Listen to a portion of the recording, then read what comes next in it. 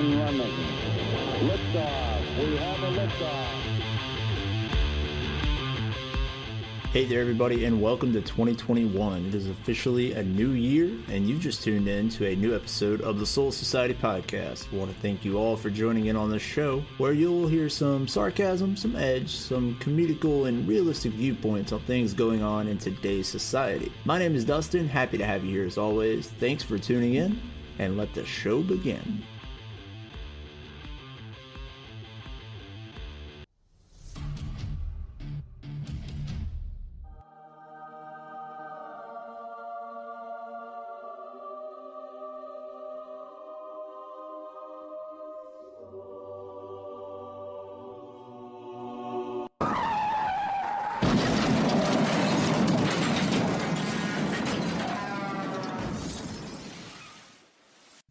Not so much the sights, but the sounds of 2020 in the rear view. Just in case you needed a recap of last year, that's pretty much what it was. A never-ending car crash from start to finish. But now all that is behind us. We're in a whole new year. It's 2021. Let's lose our minds. Finally, the dreadful year of 2020 is behind us. Ladies and gentlemen, welcome to the Solar Society Podcast. I am your host, as always, Dustin. Great to be here in a new year, to be able to say that 2020 no longer exists. And it's dead. It's gone. Today is episode 1, entitled What Do We Do Now? Which seems like a pretty loaded question, all things considered, after the year we just came off of. It was a real Jumanji in-game, just terrible board game in general. Whatever board game you've ever played in your life that seemed confusing, that seemed like it was difficult beyond belief, that's pretty much what 2020 was. There are so many different analogies you can use to describe last year. In today's episode, we're going to look ahead to what we know about 2021, because anybody with the right mind will not try to predict another year ahead. And I always find it funny because at the beginning of every year, whether you read Atlanta Journal, Washington Post, anything on the internet, or any newspaper, news outlet, whatever, they always do this thing where they try to predict the year ahead. Well, newsflash, everybody was wrong about last year. But we're going to get into that today, and we're also going to be trying to debunk the new year, new me mentality, how so many people fall victim to that phrase, that god-awful hashtag that we see everywhere on the internet. Also, for those of you that entered, no, I did not forget, today is our first giveaway ever on the show. We will be announcing the winner of our holiday giveaway for that $25 Amazon e-gift card at the end of today's episode. If you missed your chance to win, don't worry, you can hit us up on social media. We have another giveaway at the end of this month. So without further ado, let's jump ahead to what we know thus far about 2021.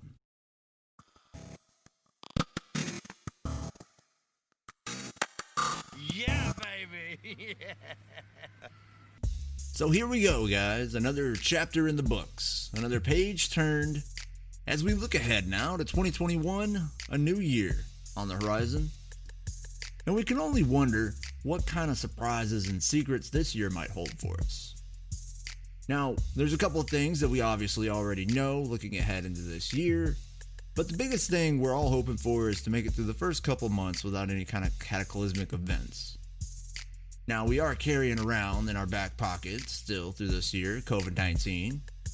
It's like a girl that won't let you hang out with the guys. Ladies, it's like a guy that won't get out of your DMs. It's just there.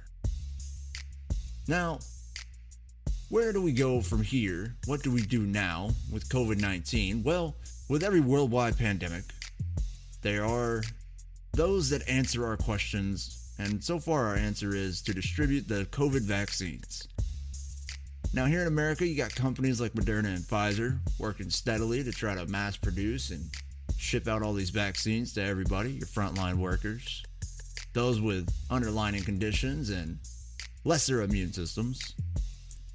But then around the world, you got 92 countries that are collectively working together in a worldwide fund called COVAX, where these countries are trying to ensure a fair and equal distribution of the vaccine. This may come as a shock to some of you, but the United States is not a part of this worldwide fund. The United States is not currently participating in it. But hey, maybe we'll change our minds. But as we look ahead with these vaccines, there's one thing that continuously is being said. It's a debate between the sides, and everybody has an argument when it comes to these vaccines, whether or not they're going to work, whether the side effects going to be. We're all kind of holding our breath because we've been waiting for these for a while. Now, they have been doing trials since March, so hopefully the vaccines were tested really well and thoroughly and we don't grow a third arm, or that our skin color starts to change and we all walk around looking like mini Incredible Hulks. Now, don't get me wrong, I don't mean this to be pessimistic. I'm not trying to be negative. I hope that whoever wants the vaccine gets the vaccine. I hope that everybody has their share, that it remains voluntary, but that's a whole nother issue, whether or not it will remain voluntary. The only reason I say any of these things is because we've seen that the vaccines are just that. They are not a cure, they are a shield. The news story just came out about the ER nurse that got the vaccine 8 days later, tested positive for COVID. So obviously, it's not indestructible. It's not like the Captain America shield. You're not going to be able to deflect the coronavirus away from you every single time. It does take about 10 to 14 days for the vaccine to become effective in the human body, so there is that. And I know that there are some that are beginning to worry a little bit because there now are new variants of the COVID virus, COVID-19, being found in Southern California, Colorado, and different parts around the world. But if you ask the Yoda man, the Yoda Meister himself, Dr. Fauci, he will tell you not to worry because the vaccines can stand up to anything. Now, whether or not that's true and you believe the Yoda man of COVID-19 himself, we'll just have to wait and see. But let's move on from COVID and everything we know about the virus to the hot political debate that's going on right now in Washington, and that's the stimulus checks. Now, nutsack for a chin, Mitch McConnell, so proudly decided to decline the raise from a $600 stimulus to a $2,000 stimulus that was passed to the House. And I mean, I get it. I understand, our country's in debt. We've always been in debt. We probably forever will be in debt. But $600 is only $600. I mean, I don't know about you guys, but $600 to me is a bad week at work. Now, when I was younger, like 16, 17, and somebody would have given me $600, I would have thought that I won the fucking lottery. But in today's day and age, the cost of living and how everything works in our economy, $600 is only $600. So thank you, Mr. Ballsack for a chin, Mitch McConnell, for letting us have that $600. I mean, it'll be good. If you need to buy groceries or maybe make that payment on your car, put a little dent in your debt. But how are you going to go from giving us $1,200 to now $600? And if we ever get another stimulus, I wouldn't be surprised if it goes from $600 to $300, $150 maybe. Nobody really knows. Simply because trying to understand what the hell goes on in Washington is like trying to understand trigonometry when you're in the first grade. It really just doesn't work out a whole lot these days. It's not a good fit for the brain to try to process what these asshole idiots are doing up there. It doesn't matter what your party is. The politician's up there, he's going to lie, he's going to cheat, he's going to steal, whatever. It's hard to understand what their personal agenda is. And I think it goes for anybody, really. It's hard to understand anybody's personal agenda. But speaking of the bullshit in Washington and all things Capitol Hill, we do know this. Coming at the end of the month, on January 20th, our country is getting a new resident in the White House as Trump and Melania move out separately, probably. That marriage isn't looking too hot. But a new resident in the White House. And his name is John Cena! Okay, so clearly it's not John Cena, but how cool would it be if it was John Cena? I think we would all collectively lose our fucking minds at that point. And it's not that much of a far-fetched stretch when you think about the people that we've had in the White House, starting with Trump, and then there were people that were actually trying to petition to get Kanye on the ballot. Actually, I think he was on the ballot at some point when the Democrats were doing their thing. I'm not sure. I never really followed that story. All I knew is the guy decided that maybe he wanted to be president. But no, we instead are going to be graced by the presence Mr. Hair Sniffer himself, the one and the only Come on, man. President Joe Biden. Now here's the thing about Joe. What do we actually know about Joe other than that his health is a little questionable, he's very old, can't really finish his sentences that well. If you guys haven't seen the video of how many times this man stumbles over himself in a sentence, I recommend going and watching it. I mean, I guess it's a little better because he normally tries to use bigger words than we ever heard Trump attempt. And unlike our former president, he does have some political experience. Now, political experience does not mean political accomplishment. However, Mr. Biden has been around Washington for a really long time. Him and running mate Vice President Kamala Harris are set to have a lot of plans to help us get our country back on track. Joe Biden has went on record and said in his first 100 days in office, he hopes to see 50 million Americans get the vaccines, or distribute the vaccines to them rather. Hopefully it'll remain voluntary. And he also has plans to get our schools back on track, wants to tackle healthcare, basically all the regular political bullshit agenda. But I think the job becomes a lot harder this year because a lot of us are going to be watching these two very closely because we want to get back to the life the way we once knew it. We want to start to take steps to regain a sense of normalcy in what has been a very abnormal time for us. So it'll definitely be interesting to see. We'll keep our eyes on them. Interesting times ahead for us here in 2021. But now let's move away from all the politics, all the COVID, all the bullshit that transpires and focus on something happier, something more entertaining, if you will.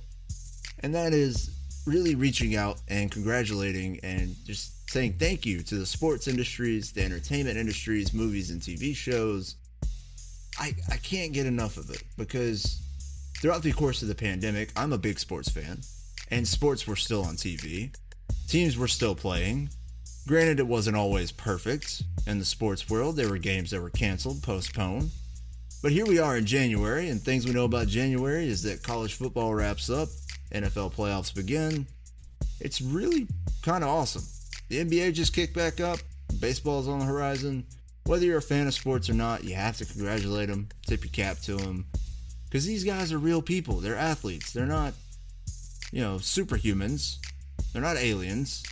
People like you and me who are still going out here. Granted, yes, they're getting paid, but they're still providing us with that entertainment, those little things that remind us of a simpler time, of a normal life. So my hat goes off to them. And in the movie and TV industry, on the horizon of January, lots of TV shows coming back on air after production was halted by COVID. Thank you very much, you ungrateful bitch. COVID-19 not only halted it, but it actually created some new shows from it. There's going to be new shows that are themed around the theme of COVID. Hopefully, won't be too bad. Won't be terrible. But to them as well, to the actors and actresses of the world, I say thank you. To the production crews that put on these amazing shows and movies, I say thank you. Because we have to remember, they're human too. They're putting their lives at risk.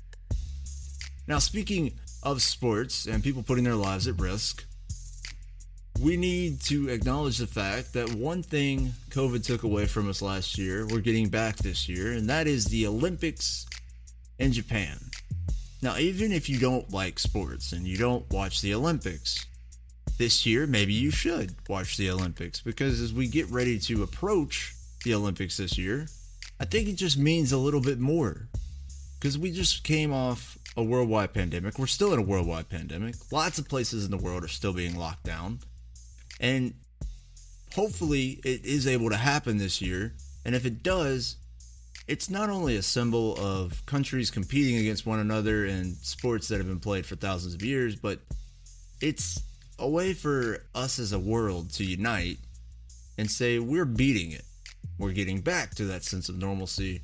There's just something really symbolic about it this year. I just feel like, after you deal with something like that, it should be symbolic. So tune in to the Olympics, cheer for your team, go Team USA, as always, unless it's soccer, and then I'm totally cheering for Brazil. And those of you that know me know exactly why.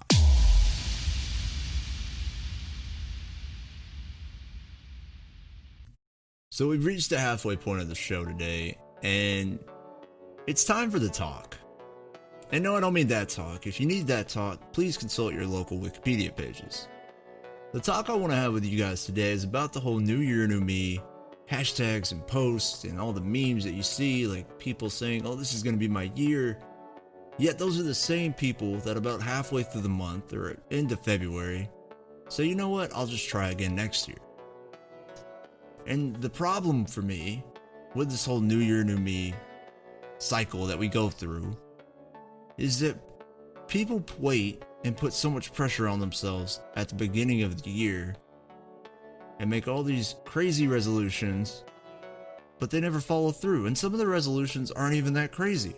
Some of the most common are weight loss, or making more money, or finding a different job. But people put so much pressure on themselves ahead of time, where they stack their plate with all the goals, and they're trying to do everything at once, and you can't do everything at once. You just simply cannot. We're only capable of so many things as human beings. And I think that's important to keep in mind as we head into a year like 2021. Nobody was prepared for 2020. That was evident by everybody rushing to the store to stock up on toilet paper. After a year like 2020, coming into a new year, it is relieving. It gives you a better feeling. But don't stack so many things on top of yourself. Now let's really dig into why people don't keep their resolutions. They don't keep their goals that they set for themselves in a new year. And that's because we're a stubborn jackass. Yeah, you're a stubborn jackass. I'm a stubborn jackass. Person next to you, they're probably stubborn jackass too. We're all stubborn because we don't like to change. We don't like to do things different. Doing things that you're familiar with, that you're comfortable with, they're safe. They make you feel good. They make you feel like you can accomplish more that way. But if you haven't accomplished what you want to accomplish, yet you still do it the same way, you still attack it the same way, why are you expecting a different result? Why are you surprised when you get to the end of the month doing something that you've done the same way all of last year and not getting anywhere? It's not the year's fault. It's not anybody's fault. You have to be comfortable with making a change. And after last year, coming into this year, change is absolutely necessary. Because the world's not just going to go to being sunshine and rainbows and Skittles are going to fall from the sky and everything is just going to be bright and sunny. Don't kid yourself with that. Now that doesn't mean you can't have goals, you can't have things that you want to achieve, but start small. Like today, right now, take a piece of paper, write something down that you want to accomplish by the end of the day before you go to bed. It could be so small, it could be simple. Take out the trash, wash the car, whatever. Go for a run, go for a jog, whatever you want to do. Enjoy the simple pleasures. Don't try to make $1 million in a month if you've never made $20,000 in a month. You want to make $1 million this year? Cool. It's going to take some time. Don't put so much pressure on yourself. That's just one small example. And don't be afraid to change the way that you do things. Life for a lot of people, we get caught up in what everybody else has and what everybody else is doing, and it's just dumb. We don't accept that not everybody's life is perfect. And if we do accept that, think about how much happier you'll be. Think about writing that note down and making a small goal for today. And then you accomplish that goal before bed, you feel a little bit confident after you've accomplished something. It's just how our brains work. Then tomorrow you do the same thing. And then the next day you do the same thing. And before you know it, you can look back on the year and say, every day I accomplished something I wanted to accomplish. And that's a happy life. Now this would be a lot better than the alternative, so to speak. Imagine you get to January 28th, like most people do, or February 2nd, into the first parts of February, and you look back at the year so far, and you're like, damn, I didn't accomplish one fucking thing that I wanted to accomplish. And that's kind of bad. That's why so many people give up. Because they're too stubborn. They don't want to change, and they're afraid to be uncomfortable. So it's normal. You're not alone. And if this is you, then maybe this is your wake-up call. So start out today.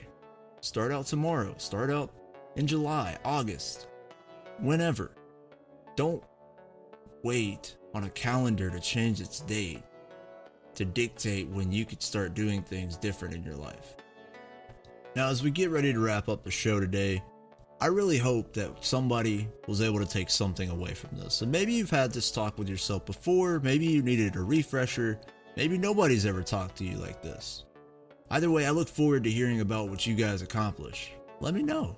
I'd love to know what you guys accomplished today. Let me know what your goal is. What do you have planned for this year? So before we get into the wrap up and the holiday giveaway, I just want you guys to remember just these few things. Delight yourself in the simple pleasures. Forget about your goals. Think about your purpose. Accept the good things that you have. Do the things that you love. And live for today. Tomorrow will be there when you get there. And last but certainly not least, fuck the new year, new me trends.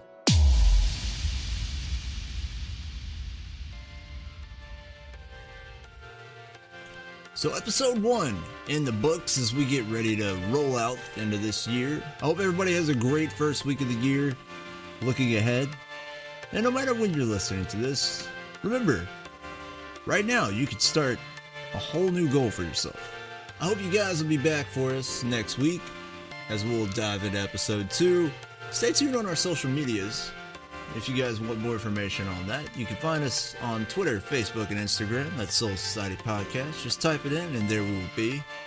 On our social media pages, you guys can find out more information about future giveaways, past episodes, upcoming episodes, suggest topics, share memes, whatever. I mean, I'm there.